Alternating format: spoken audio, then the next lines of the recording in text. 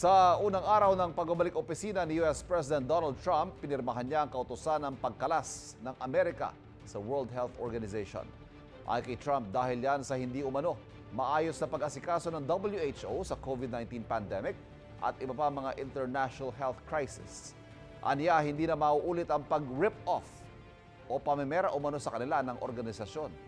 Umaasa naman ng WHO na pag-iisipan nito ni Trump lalo't Amerika ang pinakamalaking pinagkukunan nila ng pondo para sa benepisyo ng milyong-milyong tao sa mundo. Bukod dito, nag-withdraw na rin ang Amerika sa Paris Climate Treaty na layong labanan ng epekto ng climate change sa mundo. Pangalawang beses sa po yan, una noong kanyang unang termino. Dati na rin sinabi ni Trump na hoax o peke ang global warming.